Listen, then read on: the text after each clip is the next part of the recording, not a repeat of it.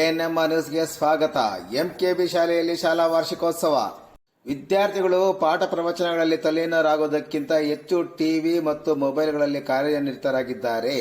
ಆ ಎರಡಕ್ಕೂ ಪೋಷಕರು ಮೊದಲು ಬ್ರೇಕ್ ಹಾಕುವಂತೆ ಕ್ಷೇತ್ರ ಶಿಕ್ಷಣಾಧಿಕಾರಿ ನರೇಂದ್ರ ಕುಮಾರ್ ಅವರು ಕಿವಿಮಾತು ಹೇಳಿದರು.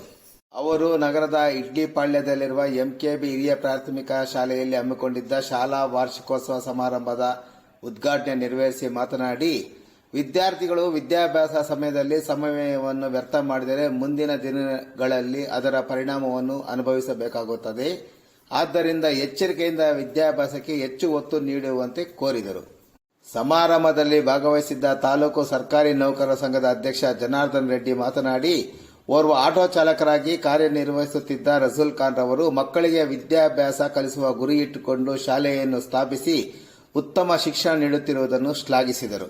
ಸರ್ಕಾರಿ ಕಾಲೇಜಿನ ಉಪನ್ಯಾಸಕ, ಕನ್ನಡ ಸಾಹಿತ್ಯ ಪರಿಷತ್ ಅಧ್ಯಕ್ಷ ಮೂಪಾಪಣ್ಣ, ನಗರಸಭಾ ಸದಸ್ಯ ಅಲ್ಲಾ ಬಕಾಶ್, ಮಾಜಿ ನಗರಸಭಾ ಸದಸ್ಯ ತೋಡ್ ರಾಜಣ್ಣ, ಶಾಲಾ ಆಡಳಿತ ಮಂಡಳಿ ಅಧ್ಯಕ್ಷರಾದ ಖಾದರ್ ವಲಿ, ಮುಖ್ಯಸ್ಥರಾದ ಮೆಹಬೂಬ್ ಜಾನ್, ರಸೂಲ್ ಖಾನ್ ಸೇರಿದಂತೆ ಹಲವಾರು ಮುಖಂಡರು ವೇದಿಕೆಯಲ್ಲಿ ಉಪಸ್ಥಿತರಿದ್ದರು.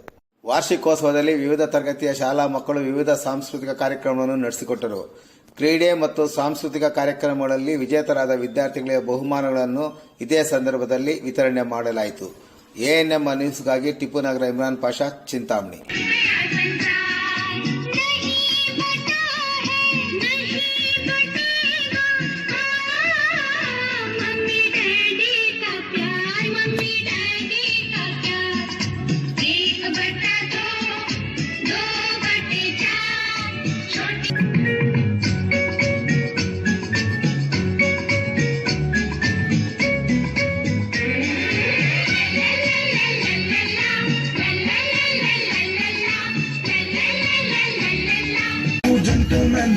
ಯಾರಿವನು ಲೋಡೆಡ್ ಕಣ್ಣು, ಯಾರಿವನು ಕೂನು Chennu ಅನ್ನೋರ ಫ್ರಾನು.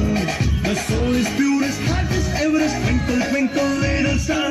He is the coolest, ತುಂಬಾ dearest, one and only power star. ಬೆಳಕತ್ತಲಾಗದ ಬೆಟ್ಟದ ಹೂವು, he is Mr. Perfect. ರಾಜರ ರಾಜ respect, ರಾಜರ ರಾಜ respect. ಯಾರಿವನು ಕನ್ನಡದವನು, ಯಾರಿವನು ನಮ್ಮೂರವನು, ಯಾರಿವನು ನಮ್ಮನೆ ಮಗನು,